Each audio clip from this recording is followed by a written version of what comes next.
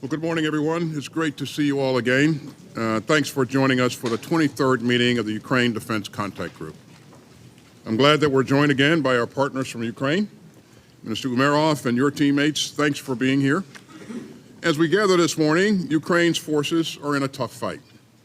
In Kharkiv and elsewhere, the Kremlin continues to intensify its bombardment of Ukraine's cities and civilians.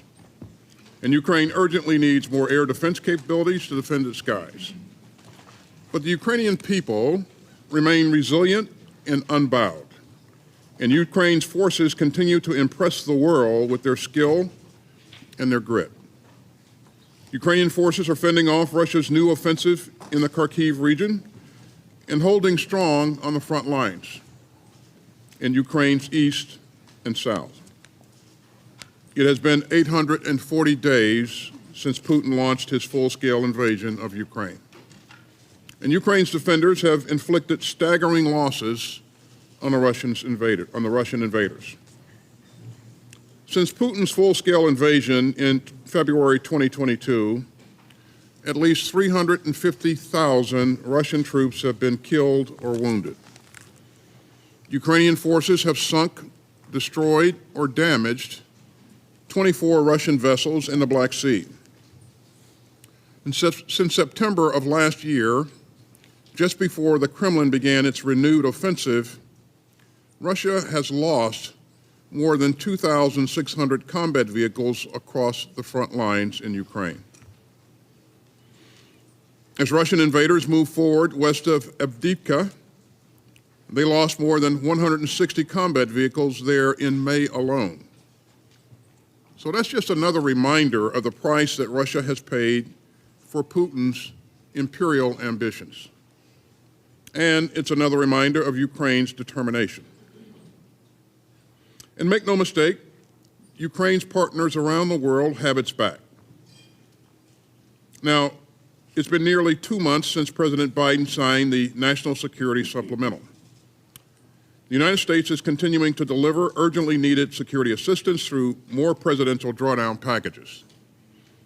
Since the supplemental became law, the United States has already delivered tens of thousands of artillery rounds, thousands of anti-tank mines, hundreds of GMLRS and anti-tank weapons, and more air defense capabilities to help Ukraine repel Russian forces near Kharkiv.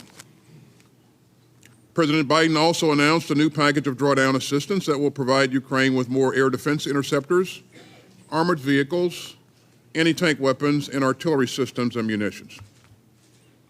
I am proud that this contact group has committed more than $98 billion in security assistance to Ukraine since February 2022.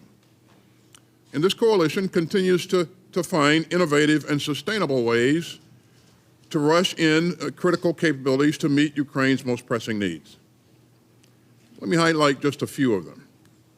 I'm grateful to Sweden for announcing its largest military assistance package yet, worth approximately $1.23 billion. And that includes 2 airborne surveillance and control aircraft, which will be critical for Ukraine's long-range air surveillance.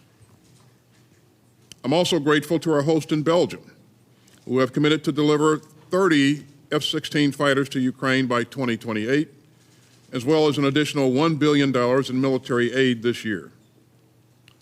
And I'd like to thank Spain for its recent pledge of more air defense missiles. And so countries are moving at flank speed to get Ukraine the capabilities that it so urgently needs.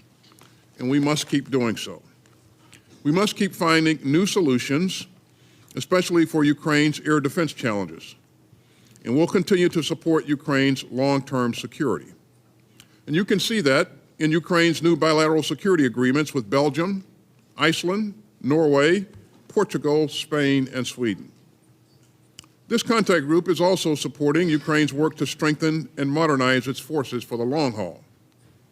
The 8 capability coalitions provide a practical, nimble mechanism for allies and partners to do just that. I'm grateful for the coalition leadership group's work to drive progress across each capability coalition. And just yesterday, the coalition leadership group met to discuss the next steps to meet both Ukraine's short-term needs and its long-term requirements. And I look forward to hearing updates today from the Drone Coalition.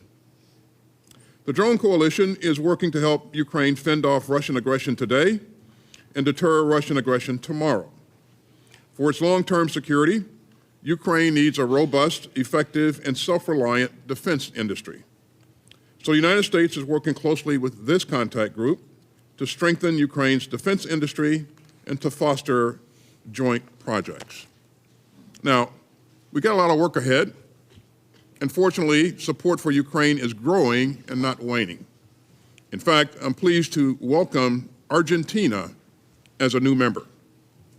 Minister Patry, I'm glad to have you with us. And ladies and gentlemen, this is a critical moment. The stakes of this war are high, and Ukraine's survival is on the line, but so is all of our security.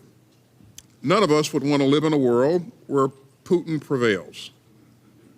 We would all be less secure if tyrants think that they can trample borders and cow their neighbors. So we have a lot to do.